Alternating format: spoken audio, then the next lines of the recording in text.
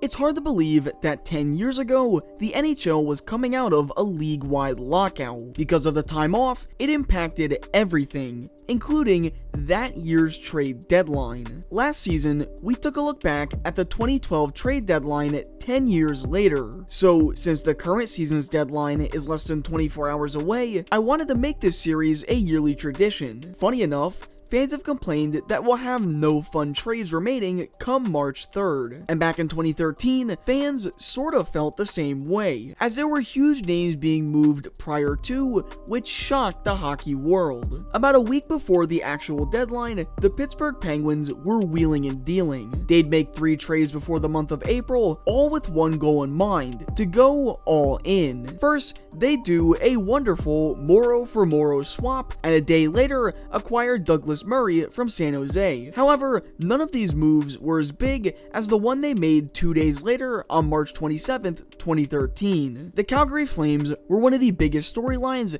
headed into that year's deadline. It was evident that they weren't going to contend, and players such as Jay Bouwmeester and Jarome Iginla were getting up there in age. Clearly, Calgary didn't want to let go of their face of the franchise, but in the same token, they also wanted to see him succeed. Iginla wanted the chance to compete for the Cup, and Calgary granted his wishes, trading their captain to the Penguins for, in hindsight, a whole lot of nothing. Unfortunately for the Penguins, however, their efforts to compete for the Cup failed to pay off, as they go on to get stunned by Boston. Ironically, the team who came second in the Iginla sweepstakes and actually ended up acquiring him anyways the following season. 6 days after trading away Iginla, the Flames would send Bouwmeester to St. Louis for a somewhat better return. He'd have to wait 6 more years, but would manage to finally get his cup, as in 2019, the Blues would take down Boston to earn their first cup in franchise history. So, at least one of the two were able to win it all. As a Flames fan, I found it absolutely hilarious finding this gem of a clip from the end of the deadline discussions in 2013. One of the analysts said that the Flames lost the deadline, and the reasoning could also apply to the current day Flames team, and this was said 10 years ago. It was just so Calgary Flames, wasn't it? They started to do something, they dipped their toe in the water, but they didn't actually jump in and go for it. Some things just never seem to change. Other notable pre-deadline deals include Boston acquiring Jaromir Jagr from Dallas, the Rangers getting Ryan Clough, LA acquiring Robin Regehr, and who could forget the Marc-Andre Bergeron deal, as according to NHL.com, quote, "It isn't trade deadline time if Marc-Andre doesn't get moved," and apparently he got dealt to a team named the Hurricanes. Anyways, April 3rd, 2013 finally came, and despite all the pre-deadline excitement, there were moves made that did manage to impact the league. The 2013 trade deadline saw a handful of goaltenders get shipped away. Perhaps the biggest story goaltending-wise was Columbus trading their former Calder-winning netminder Steve Mason to Philadelphia. Perhaps this trade was a thank you gift, because at the time, Jackets netminder and former Flyer Sergei Bobrovsky was playing out of his mind, almost single-handedly carrying a weak Jackets team to playoff contention. He was rewarded for his efforts by being awarded the Vezina Trophy, but it was because of Bob's play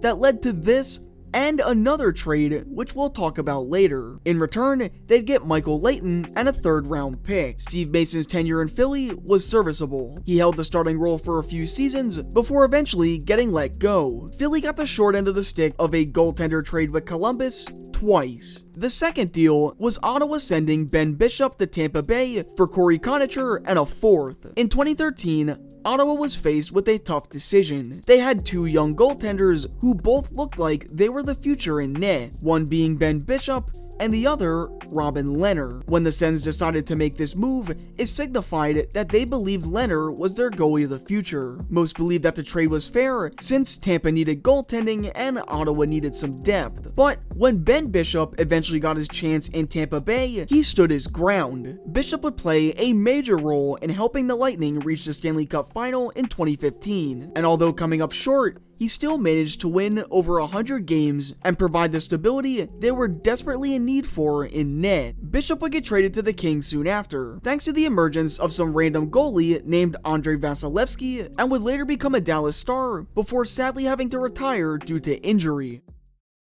Before we get into the last few deals, there were some others I at least wanted to mention, as San Jose would acquire notorious enforcer Rafi Torres this deadline, and Minnesota would pick up Jason Pominville from the Buffalo Sabres. The Nashville Predators would also acquire some prospect named Philip Forsberg, in a deal that seems mind-boggling when looking back. Since we've talked about it several times on the channel before, I'll keep it simple. Washington needed players to help aid their playoff push, and made the deal with Nashville as they believed Irat's experience could get them over the hump. At the time, the deal was more about Washington acquiring Irat rather than giving up Forsberg. Irat's time in Washington was short-lived and uneventful, while Forsberg became a star in Nashville, still being their top-line scorer and face of the franchise as of today. There was one final trade I wanted to talk about before we end today's video, one that sent us back to Columbus. If you recall, I mentioned that Bobrovsky's outstanding play caused Columbus to make a second trade. Rookie general manager Jarmo Kekalainen knew the team in front of Bobrovsky wasn't that good, as the names that led the Blue Jackets offensively were Fedor Tyutin, Mark Letestu, and a 37-year-old Vinny Prospal. Knowing they were in reach of a wild card spot, he decided to make a splash. Columbus would make arguably the biggest deal of the day, acquiring 31-year-old Marian Gaborik from the New York Rangers for John Moore, Derek Dorsett,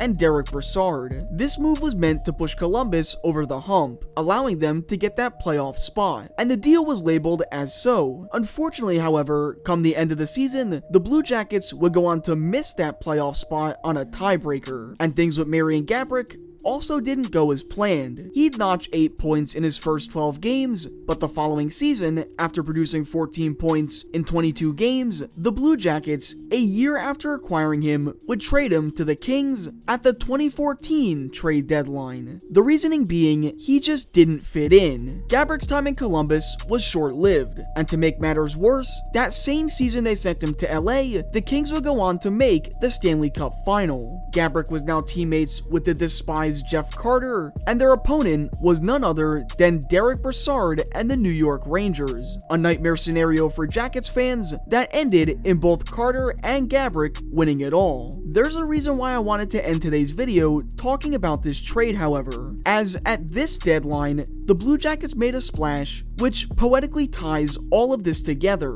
The goalie who helped LA take home that Stanley Cup was Jonathan Quick, and a few days ago, when the Blue Jackets would ship off Gavrikov and Korpisalo, they shockingly acquired none other than Jonathan Quick, having everything come full circle 10 deadlines later.